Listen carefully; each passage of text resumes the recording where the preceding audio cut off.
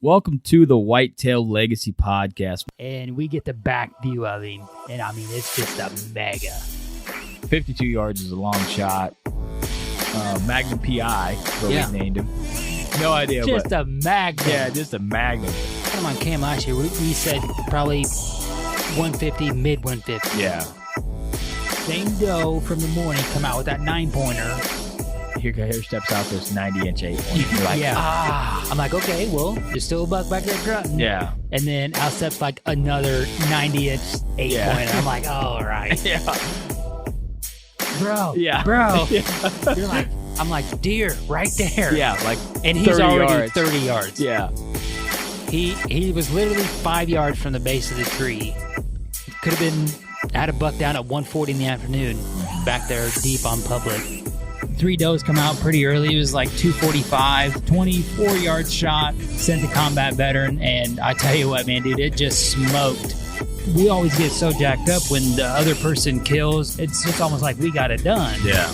And when you killed that doe, I was like, hell yeah, man. And we come down here to Missouri. I asked Comey one more time. I'm like, is it a good buck? And he goes, yeah, real good, solid buck. I'm like, all right, boom. And the deer just drops. Sure. Super special to me.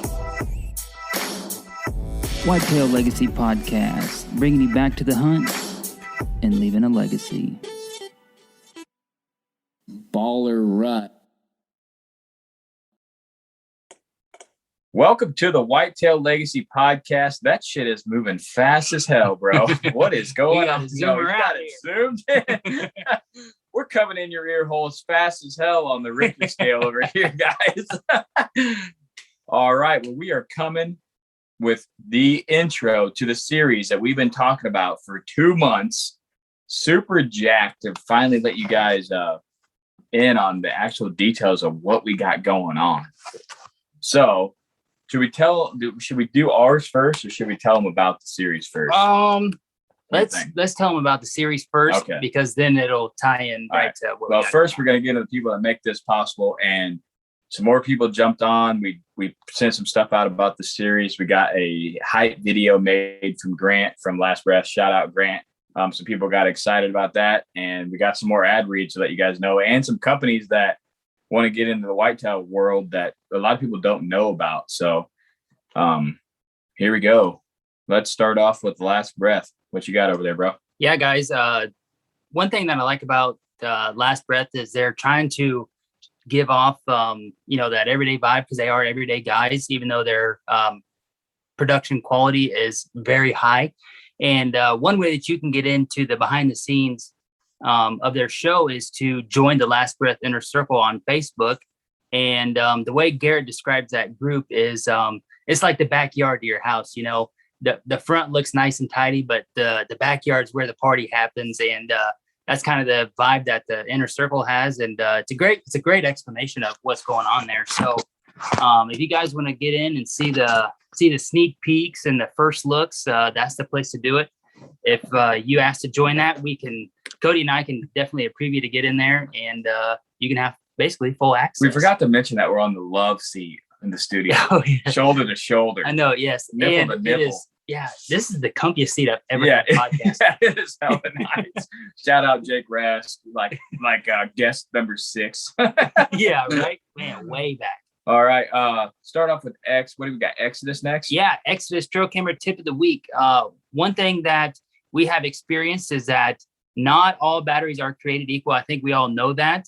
But with some of these cameras and some of the technology that we're getting to put into them, may require to have that 1.5 volts that's needed to operate efficiently and get all the features that you want in that camera. Probably the reason why you might have bought that camera is because it has a certain feature, and it might need all the battery power it needs to get it juiced up to go. So just remember that when you are selecting batteries versus lithium versus alkaline, and vice versa, that you might have to pony up and run the lithiums. Even in the summertime, we don't have to worry about cold and such. But if you want certain features, you might have to get the... Yeah, if you guys are having service problems, or you're getting black pictures, or your pictures are blurry and you can't really make them out, most of the time it's not a camera issue, it's a battery issue. You need the lithiums in there to run that camera. And a lot of companies don't come out and say that, but we've noticed that if you run lithiums, you just get a lot better quality pictures. And that's what we're in the game for. And better overall camera function. Yeah. You want the camera to work as best as you can. So, all right, you got next level? Yeah. Next level tip of the week is to remember to try to keep your guys' feed as dry as possible. It's very important, and dumping it straight on the ground should be a last resort. Gravity feeders, elevated block feeders, which they are a dealer for. So next level kind of showcasing that they are a one-stop shop for everything deer nutrition. Keeping them blocks elevated is the best case scenario, and to help you save your money to make sure that the deer consume as much of that block as they can, and keeps them coming back. And I would assume it would be less rodent intrusion on that block elevated there as well. So check that out at nextleveldeer.com. All right, we got a new one we're coming at you guys. Right On Optics. This company is out of Tucson, Arizona. They're pretty big out west, and they carry a binos, scopes, AR, red dots, a bunch of different stuff. But they're trying to get more into the whitetail world, and they reached out to run some ads through us. So, big shout out to them for believing in this podcast and getting the word out. But I just want to do a brief history of the company. This episode to open it up to you guys. The company's out of Tucson, Arizona. Right On Optics was founded in 2013 by a law enforcement and military veteran named Brady Smith and his wife, Carrie Smith. The goal is to bring high quality and affordability to the optic industry with a huge focus on customer service. You can find out more at rightonoptics.com, RITON optics.com. One thing I will want to add in is they have a unlimited lifetime warranty, which is something that we absolutely love to hear. And their warranty is you get a brand new optic if something happens, and you're supposed to have it within 48 hours. That's pretty awesome. Baller. Yeah. So, all right, we got Underwarmer, guys. We talked about this earlier in the year. It's getting late again, and we wanted to hit you with it again. So Underwarmer, it's a compressed fitted body warmer. It has 8 large air activated heat pockets built in, staying warm up to 12 hours. It's $10, and you can be warm for a late season set. You can find out more of them at underwarmer.com. All right, Black Rifle, Whitetail Legacy. Use the code there if you want to use it. Get any Black Rifle coffee or gear, 20% off. Save you there. And then if you want to get the Badlands discount from Last Breath, reach out to us and we'll hook you up with that. All right. That was a mouthful. Let's get into the show. Man, I feel loud as hell. Are you? I know, yeah. But we got small squiggles. Your squiggles are small. I'm trying to juice you up over here. But I feel my headphones. There's like hella snare in my headphones. You feel loud? Yeah, I feel loud. Okay. All right. I'm blowing these people's. I'm trying to match you with what I got here. I don't know. All right, but let's get into the show. What is the series about? I'm incredibly jacked about this series, guys. What we did was we reached out in our mind to the absolute best whitetail killers out there. They could be huge names, kind of well-known to not really well-known, to public land guys, private land guys. We went to every spectrum that you can go to. We got Dan Infalt, we got Don Higgins, we got Chancey Walters, Scott Buckley, Andre DeTwisco. Who else? Who am I missing? Missing a couple. Am I? How am I got? 1, 2, 3, 4, 5. One more. Who is it? Oh, John Eberhart. Eberhart. Yeah. We got John Eberhart. So we literally tried to cover every avenue from northern, midwestern. This guy's raising whitetails on a farm. This guy's hunting radically on public land. And we talked to them about a deer that they did not get. It's a topic that I don't think has ever been covered with these guys. Everyone that we talked to, they were excited to talk about this. Like every time we messaged them and said, hey, this is what we want to talk about. This is what we got going on. We recorded Dan's episode in like March. Yeah. We got to get him when he's available. So we pre-recorded these episodes, but they're talking about giant deer or deer that literally just, we got Justin Hollinsworth too. Oh yeah. Yeah, we missed that. Yeah. But we just deer that they didn't catch up to. And a lot of these guys threw really off the wall tactics at these deer, trying to get it done. and they break down the hunt and how it happened. And then we talk about, did you ever figure out what happened to the deer? And if there's anything different that you would do now with your years of knowledge, because some of these deer like 10 years ago or 5 years ago. Even Don had two of them 30 years ago. 30 years ago, So it's cool to hear these stories from these guys that are so well known at killing giant deer. And the series is called The One That Got Away. It's the One That Got Away series. It's not something that I don't think is talked about. You don't have a well-known whitetail hunter on a podcast and say, okay, man, how did you mess up? Yeah. But every one of these, you can take something from, because these guys have been doing it so long. They're so good at their craft that when they mess up, I guarantee if you haven't done it, it's something that you're going to do in your transition of becoming, a whitetail hunter. And, you hearing these stories and them in my mind, I'm thinking, okay, I got to make sure I don't do that. Or, if I have a buck kind of doing the same thing, maybe that's not a smart move. And some of them are really off the wall, like Justin Hollinsworth tactics are off the wall. Chancey from Whitetail Adrenaline, crazy off the wall stuff, but that shit happens crazy in the woods sometimes, you know what I mean? But these guys are breaking down what and the challenges that they had and how they would overcome them now. I think why these guys were so excited to talk about this topic is because the way that you and I feel like how we learn so much more after we kill, these guys are learning so much more when they don't kill. And that's how they've got to the point in their hunting career of when they pick a buck out, it's a bad day for that buck. Cause he's pretty much done now.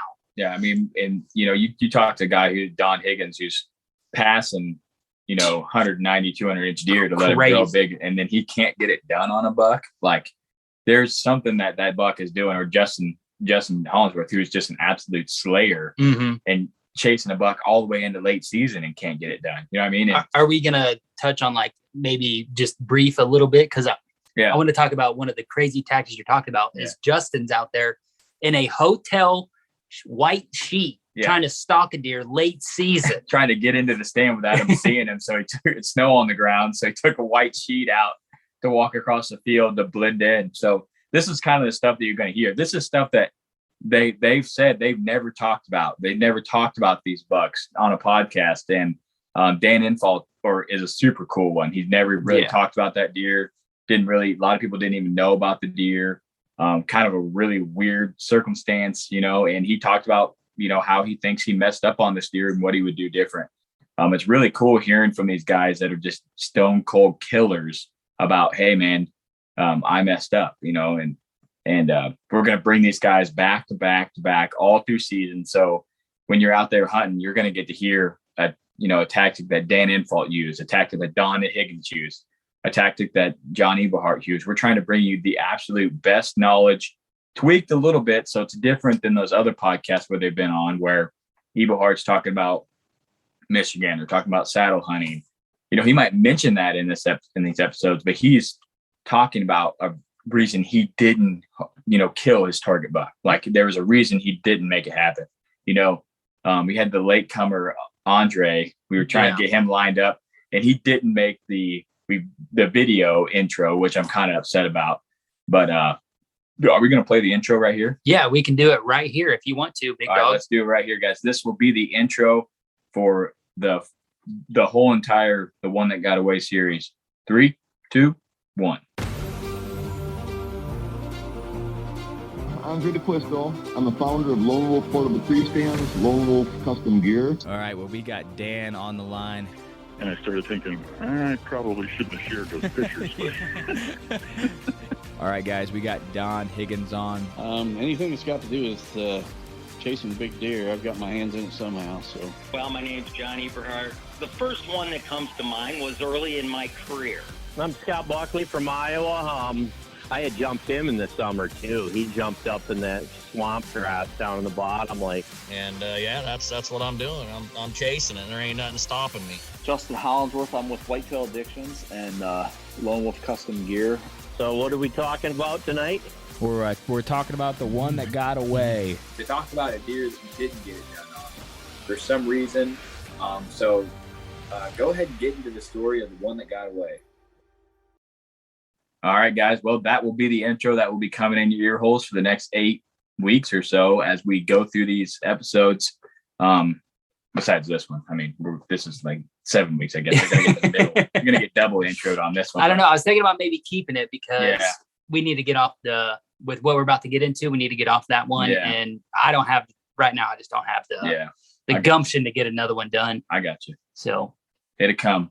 But yeah, so that's the series we've been holding back on you guys. It takes a long time to get these guys lined up and get them on the phone, and just huge shout out to all of them for coming on. And we're talking about some legendary deer in this, and like Scott Buckley's deer, the hunting public's hunting that same deer. That was cool. And no one can connect the dots, and just a lot of awesome stories that never got to get told, and now they're getting told on this series. So we really hope you guys enjoy it. One thing I will mention is these will also be going live on the Last Breath TV.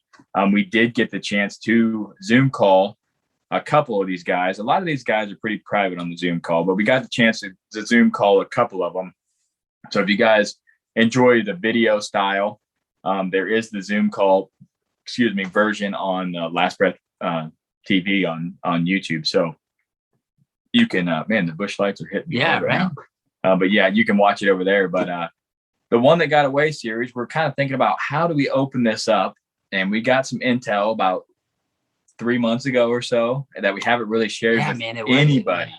We haven't shared with anybody, and it's pretty much altered our whole entire way of hunting. And we were pretty discouraged at first, but now I'm more excited. About it. If you caught last week's episode, like, you didn't hear anything really. All you heard about was squiggles and pickles, pretty much. You didn't hear nothing about. I heard a chips and dip and a burrito supreme coming out. Yeah, you didn't hear nothing about Magnum PI, because R.I.P. Magnum PI, the one that got away. So the first episode, we're going to start with the one that got away. We've been hunting these giant bucks and been able to, we killed Freeze. We were on him for 3 years. We were on Magnum PI for 3 years. Magnum PI was killed the very last day this public land was open in the morning. He was with some deer. We seen the deer that he was with, but we did not see Magnum PI. So we were literally set up in his line of traffic. We felt really good about that morning. Yeah. We feel like, man, we got the cold weather. We know these does are going to come through here eventually. He was with these does. Good chance he's going to be with them. And we see the bucks that were with him, and no Magnum PI. So I still haven't listened to the No Picnic series, but I'd like to go back and listen to about like that last day. That's and just talk about that encounter. How bad you would have felt if you seen that first buck and didn't make a move, and then after the second buck, Magnum went through there. Yeah, I was thinking about that the other day. The second buck went through there and we still didn't move. Yeah. So, and if he wouldn't have got shot, he would have went through there and been out of shooting range, and we didn't move. Yeah. So here's the scenario: is we're set up where we've been watching these does bed for, damn near 2 weeks. Is every day we're out there, And so finally on the last day, we're like, okay, we got the weather. We can finally get in here. The only thing we don't know is if there's a good enough tree to get into, because we haven't really been in this little pocket. We wanted to wait until we had the weather, because those does were beating us back in there. We didn't want to get in there and bump them out. I think only 2 times we seen them. Yeah. The day after you killed. We always seen them coming out, but we never seen them going in because it was so hot. They were in there before. So we're waiting for that cold weather to be like, okay, we can get in here. They're going to be on the fields longer. We can get in here, make a move, and not bump these does out here, because these are our bread and butter does. Because whoever's on the private just absolutely murdered does. Just wiped them out. We went from seeing 15, 12 does to 4, from the year to year, So go ahead, sir. And so just like Cody said, we finally feel like we get in there and get set up. We did a evening hunt over there because we knew the weather was going to be good. And then we went in there, got set up in the morning, and we did see those does come out that evening through the grass. Oh yeah. They were down there. Yeah. They were just bedded to the north. Yeah. And we did a little bit of rattling, called in a absolute scrub buck. I mean, dude was pissed off, slobbering everywhere. He was ready to take what was his. And then it was late. It was like 10. Yeah. And up on that North Ridge, across this marsh bottom, we seen a doe running into the timber, across a wide open hayfield, right into the timber. And look at Cody. I was like, okay. About 30 seconds later, here comes a decent buck. You can tell it was a buck from 250 yards away. And he pops in right there. I was like, okay, buck chasing a doe. Seemed to be probably a shooter at the scenario we're at right now. Last day. Need to get something down here, so would have probably been a shooter. And then it was about 5 minutes later, here comes a second buck, a little bit bigger. Yeah, pretty solid. Goes right in there. They're like, okay, all right, we have a hot doe in there. One buck's already went in there. Now we got 2 bucks in there. Yeah, we're just trying to wait. Like, okay, they're going to come our way. We're like, yeah, because I mean, they were running hard. If they're going to work that area, I feel like they're going to come right to us, But, yeah, easily could have come down, went right back into where she had maybe been bedding there, and felt really comfortable. And so, well, he's going to pin me down the rest of the day. I might as well get somewhere I'm cool with. So we were just kind of waiting it out at that point, and I'm like, all right, we got 2 bucks in there. What's the chances of 3 big shooter bucks gonna be right there, So we had literally talked about moving, and then like that was kind of the do we go or not? Is like, well, there's already been 2 bucks there, so what's the chances of 3? And I shit you not, about another 15 minutes later, I mean, it was a decent break. 3rd buck comes smashing in there, and that was a really nice deer. And we didn't move, and we just watched it. And then I felt pretty dumb, because I was the one ultimately made the call of like, probably not going to happen. But if you got the only hot doe in the area, I mean, you can get a buck from damn near anywhere. Yeah. And that's when it was kind of pretty deflating at that point. And we should have put the work in and just went over there and made a move. So the long story on how we figured out this deer's dead. Yeah. So we go to our local boat. Homie goes to our local boat shop, and I just got a message from Dan. I think he shot that buck. Did he? Yeah. I seen he sent a photo, but I was like, one of our followers on Instagram. So hopefully smash that buck. But anyways, you go to the bow shop, and he's like, hey man, this deer. And with the podcast, you're going to get like people know who you are eventually around the area. And I was like, just off the top of my brain, I was like, no, I'm probably not going to know this deer. Probably not. But what do you got? And he shows me a picture, and I see Magnum's right base kicker that's like 3.5, 4 inches down. I was like, oh damn! That 1 inch drop time. You're like, yeah. I was like, yeah. Seen the split twos. I was like, all right, 100%. Yeah. So we get that intel. Dude, don't know his name, no number, but the guy said, hey, let these guys know the steer's dead. I killed him, the last day out there. Like, and we actually seen that guy walk out. And shout out to that dude, because he hunted there every morning. Walked in and walked out. Now, we talked about how hard it is to get to those places. He wasn't going as quite deep as we were into the shit, but still, we were biking in, and he was walking. And I don't know if he had stands hung or not, but I'm pretty sure he did. Do you think it would be easier to walk? I don't know. It would be longer. It would be longer, and I don't think so. On the way out, maybe. On the way in, it's downhill. Yeah, the way in, solid. Yeah. Way in, you're smoking, man, dude. Way in, I think maybe just walk. And then you can get up that hill. Walk the bike out, maybe. Yeah. I walked the bike out last year a couple times, remember? Yeah, dragging a sweet ass buck out. Yeah. But anyway, so the picture has this, it's a Facebook screenshot is what it is, and it has like who liked it on the bottom of it. So there's one name that says this guy liked this picture. So I'm like, okay. So I search that guy, and I find him, and I personally messaged him. And I'm like, hey, dude, this is gonna be weird as hell, but do you like this picture of this buck that this guy shot? And I know it's weird. I said, I'm really into whitetail hunting and getting the story and everything. So if you would let him know, if you know him personally, that I'd like to chit chat with him, here's my number, and that guy messaged me back finally and said, hey, that's the guy I work with. He shot that buck. I'll let him know. So like, sweet. And then like a week goes by, I don't hear anything. And then I finally get a call from the dude out of the blue. I got all my kids, mad chaos. So I told my wife, I said, I got to take this call. It was right after supper. So I just went outside and I'm like walking around. And so he tells me the story of how Magnum dies. So he's further to the west than us by quite a bit. Not crazy, but pretty good lick.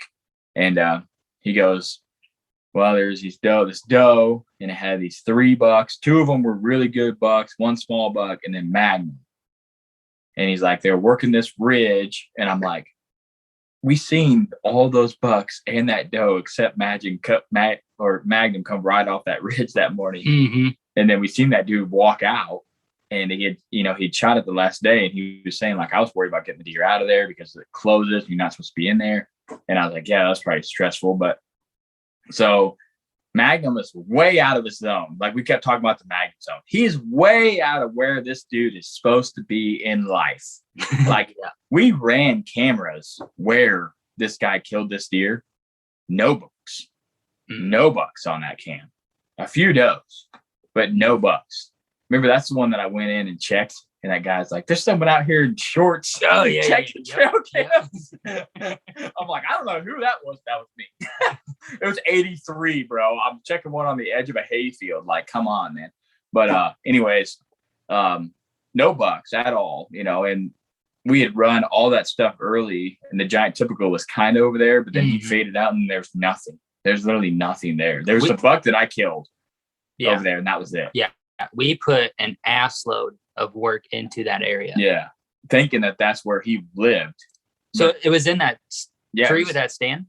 I think it was I think it was in that. Yeah. I think I think that's where dude, the guy obviously won't tell me exactly where he's setting, right? Which I understand, but he's telling me the story and how it's working out and how he walks in every morning and what he looks at, and the shit's clicking. I'm like, okay, I know exactly where you're at, dude. I know where you're at.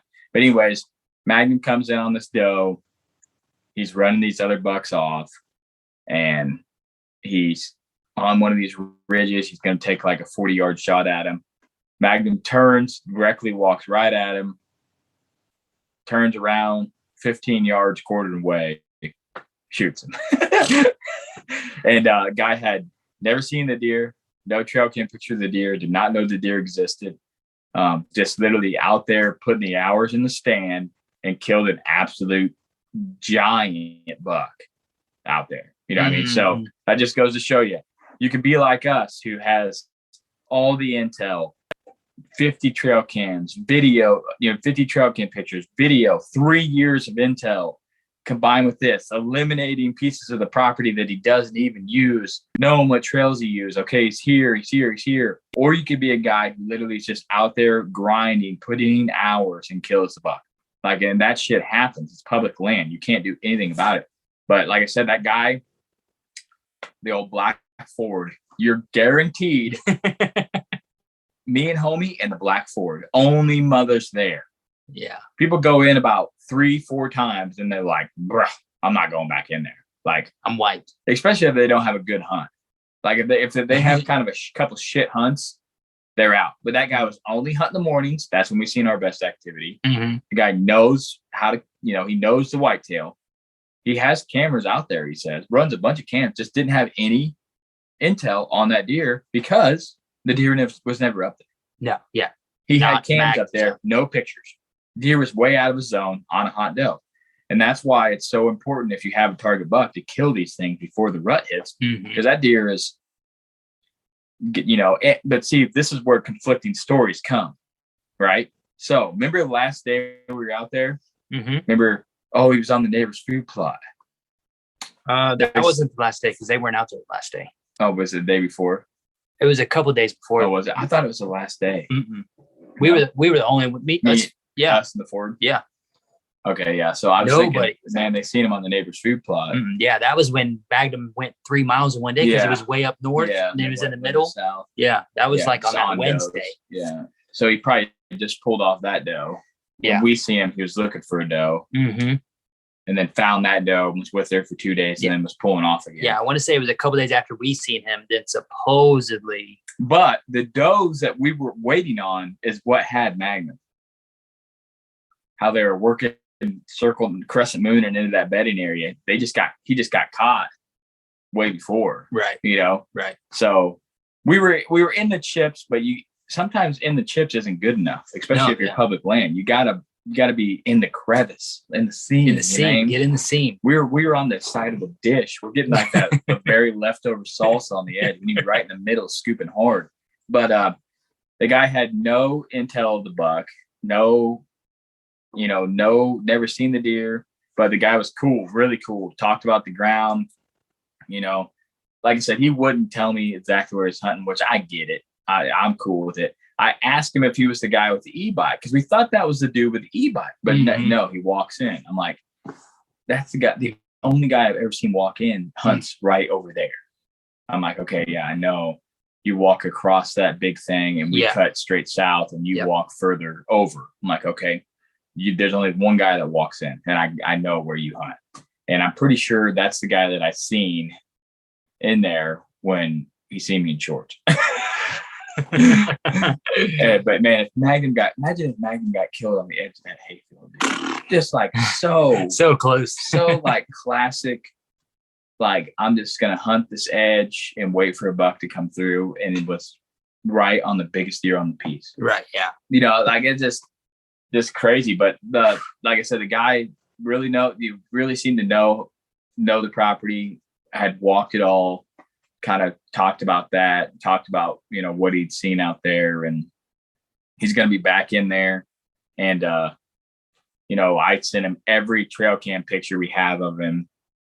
Talked about him from when I thought he was 3 to when he killed him. The trail cam videos where we had encountered him, and he wasn't even in the ballpark of where this buck spent most of his time, and that just goes to show you can be there. You can do everything right. You think you're doing right, but you can just kill the buck. Just like I said, the guy on the north who had the nighttime scrape picks, like the only way that guy kills him if he's on a hot doe up there. That's the only way. And that's the same thing as this guy. Just got to be on a hot doe, and that guy could have been on other deer. I have no idea, but he said he'd never seen that deer before. So he said he shot him, didn't know exactly what he shot him, knew it was big, got down, didn't go very far, found him, got him out. I'm like, dude, if he would have went 80 yards to the south, you would have had a disaster. Yeah. Jesus. Catastrophic helicopter rescue kind of deer out. Right. Worse than ours, getting it like that shit is. I don't know what it's like. Do not go in there in the summer. Do not go in there in the summer. Well, we were pretty much damn near the summer. That's what I'm saying. Yeah, don't go in there. But I don't know, fall, it might be better. Like November, it might be pretty solid. All that shit should be dead.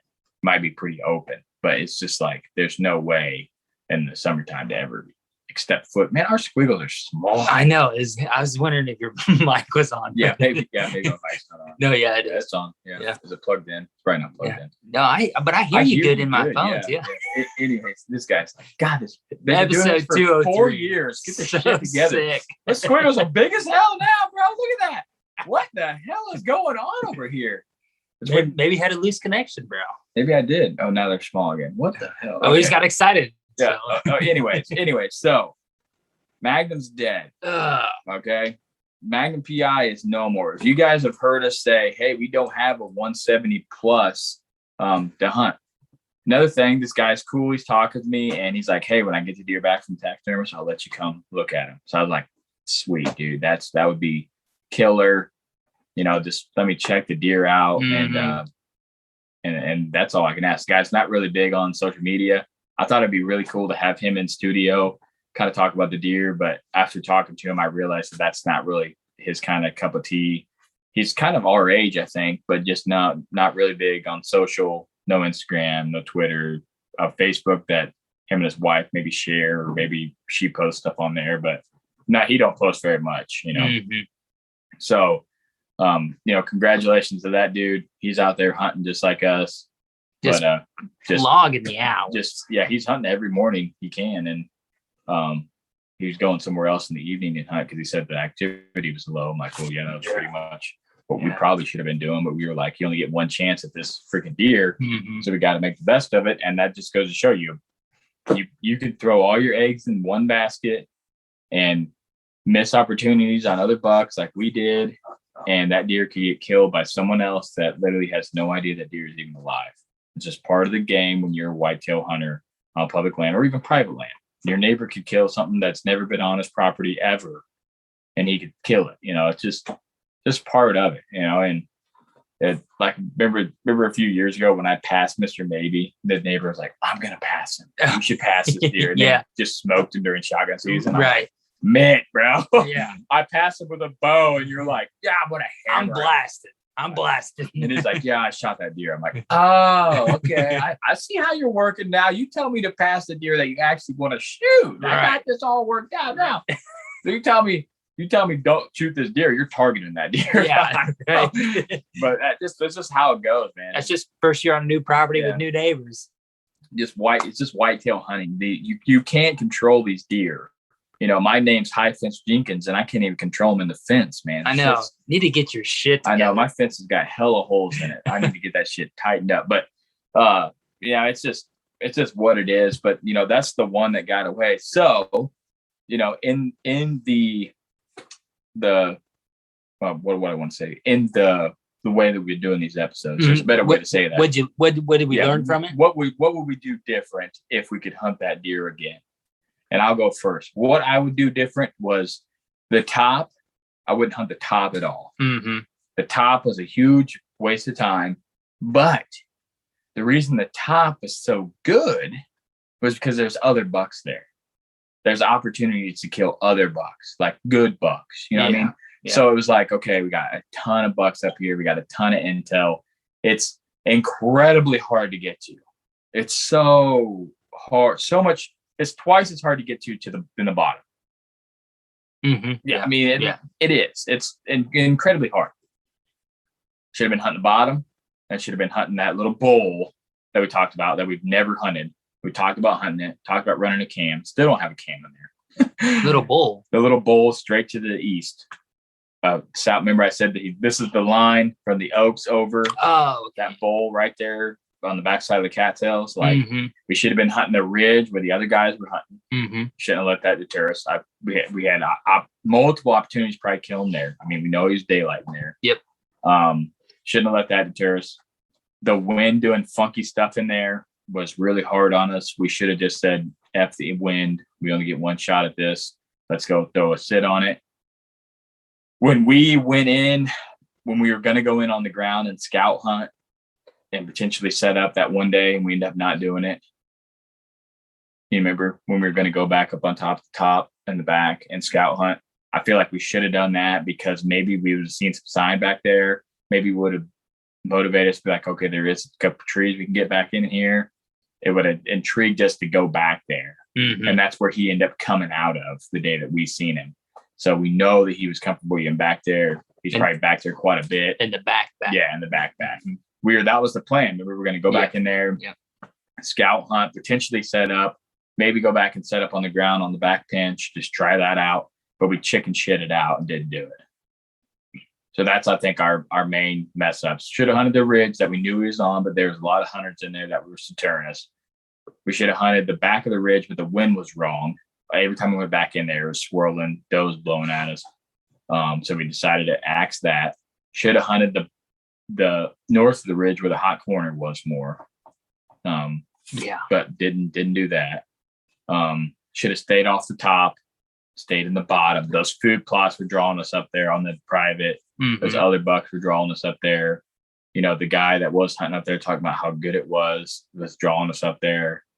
You know, and then that day that we should have went in and scouted instead of hunted. Other than that, that's pretty much all I would have changed. And if I could have changed the weather for November last year, that'd be sick. Yeah, that would have helped a lot. But other than that, that's what I got. What do you got? Yeah, it's just like you said, you know, we pussyfooted on the edge quite a bit, and we needed to be on that ridge, especially when we found that scrape right there. Walk around, and then we'd leave it, you know, which ultimately led us to you killing your buck. And but I mean, we were there to kill Magnum, and in my mind, I feel like there's a straight line from where I killed my buck to where Magnum came out of to the hot corner. I feel like they just right across. Yeah, there bottom. Is that trail there. Them does come out of the hot corner, went up the fence, and went right into that pocket of timber. I feel like they go right there. I feel like there's just like it's a straight line, a straight shot. They're going, okay, we're really safe over here, but the food's over here. We just got to get to this little bit of bullshit in the middle. Yeah. And we're going to do it. And I feel like Magnum probably went through that hot corner a bunch. You know, I feel like a lot of bucks did. And we got a couple of bucks on camera there right now. And one in the daylight, you know what I mean, which is super cool. But anyways, I feel like there's a line from east to west that they're chewing back and forth, you know, and that's just something that you look at the data, and we made a move on it now, but you look at the data over the years, you're like, man, I've been messing up. Yeah, it's tragic when you find out that you're actually messing up. Because 2 years ago, we thought they're going north and south. Yeah, on that cam. It's definitely not. But they're definitely not doing that. They're going east and west through there. And now we know, you know, and it's just, like I said, we need to get a cam. And I feel like we need to get a cam on the spike trail. Right there. Yeah. On that boom. Yeah. Like that would connect a lot of shit. Yeah, because I feel like maybe took a right or went straight. I was just gonna say, I feel like that is the buck trail, is that one. Yeah. And you know, maybe the does are using the hot corner one a little bit more around. But I feel like them bucks can come on that third trail that Magnum did and then go right through that cattail marsh and get right into the timber. Then they're not out in the open as far. No. Yeah, so, see that cattail marsh, hop that creek, they're right in there. Yeah, I'm safe 80% of the way instead of 60. They got a 30-yard gap. They got to get out of the open. But Magnum was real chill in that bottom.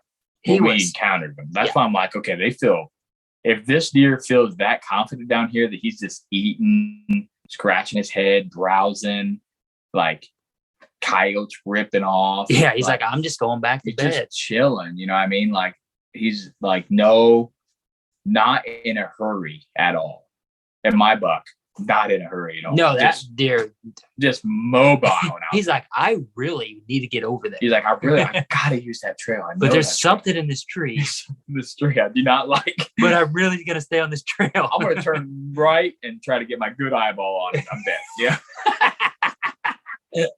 That's what happened there. But I mean, I feel like we could kill in that shit ass tree again, probably. I feel like we could too, but I'm not sitting in that shit ass tree. I feel like we need to split trees. I feel like I need to go a tree back if I'm filming, and you need to hunt that tree, or the cameraman tree. Yeah, you need to be a split off, like one guy on the trail and one guy off the trail, one guy on the trail. Camera guys off down a little bit. Yeah, because it's just too much on one tree. Yeah, I got my bow holder on my stand now, though, so that's the only.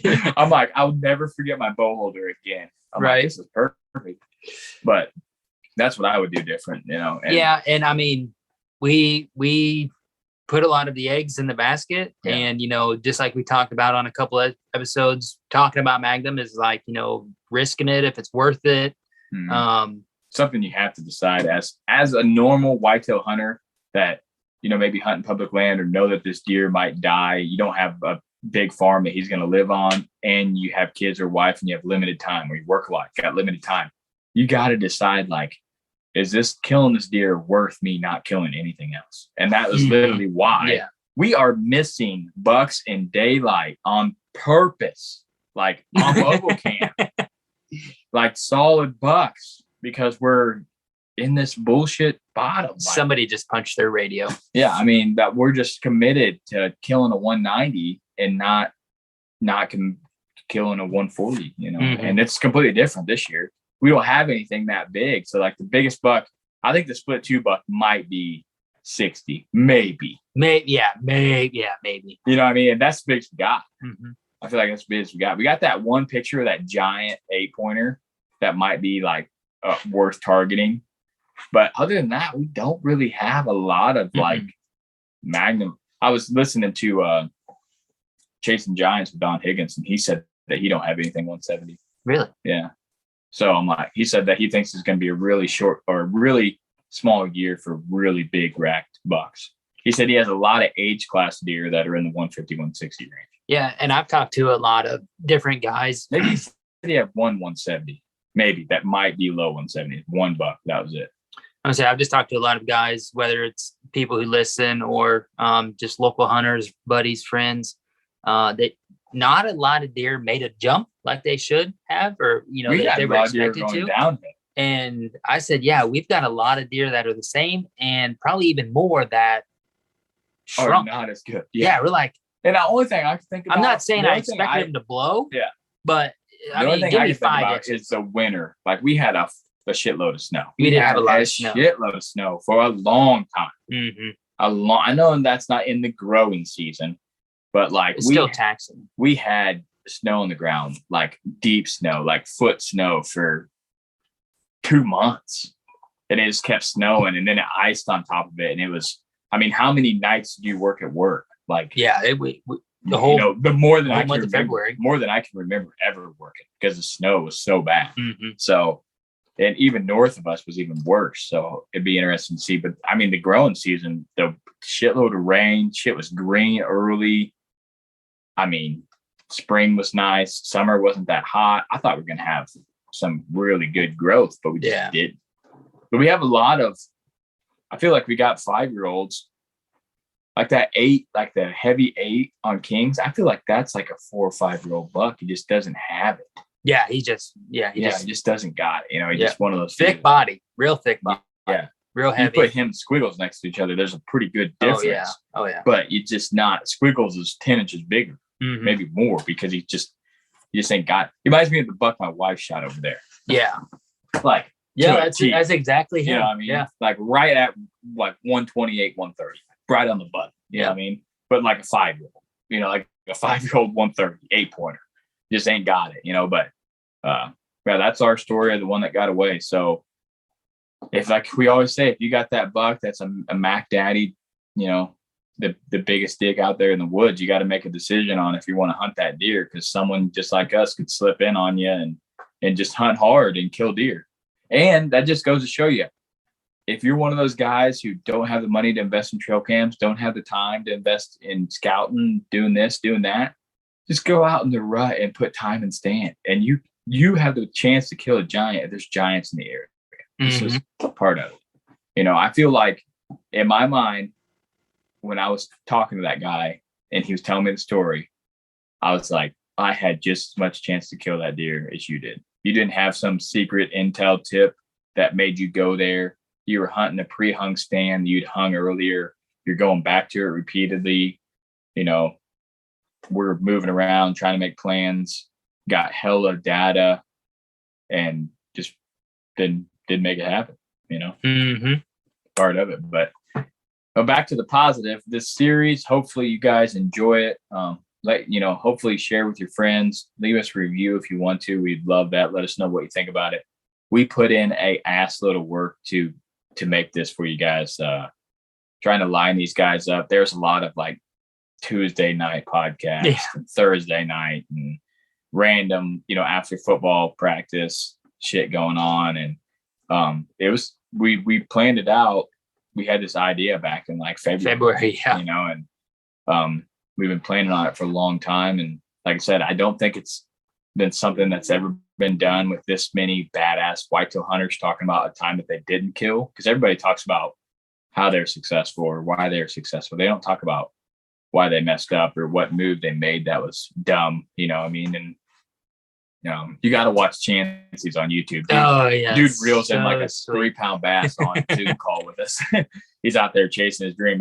We literally recorded a podcast while he was out breaking his boat in for a bass tournament. Like we made this pot happen literally any means possible. So like I said, we do have a late one. Andre, I don't know if he's going to make the intro. I know he's not going to make the video intro. So we don't want to leave him out. Guy is super knowledgeable and a badass whitetail hunter. A huge respect for him. But we had the shit done before he was able to.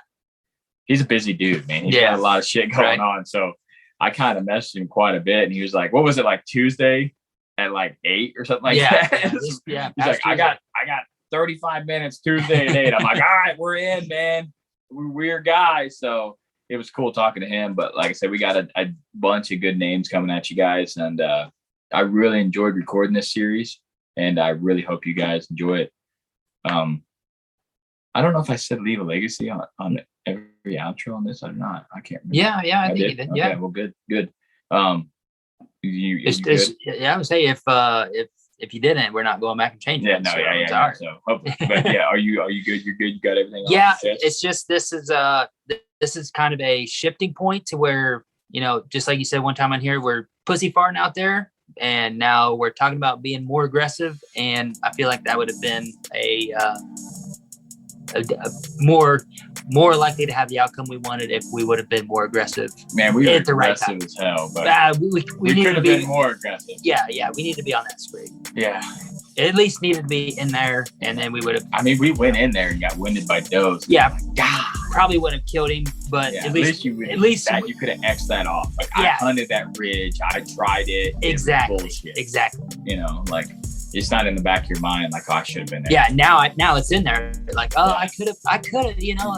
But if we would have went there, and that's a good thing. Like if you're feeling something, you better do it, because then you're gonna be like, oh, so the buck gets killed. Like, shit, I should have done that. Yeah. It may sound dumb as hell, but if it doesn't work, then you can exit off the list, I guess, instead of just doing the same stuff that you've been doing that hasn't been working. Yeah, think of how much shit we've X'd off just chasing through Magnum. Yeah. Like a shitload. Yeah.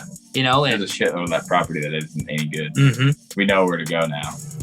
So it should be a really good year for us. I'm not going to call out anything, but it should be a like back on Tina's. Yeah.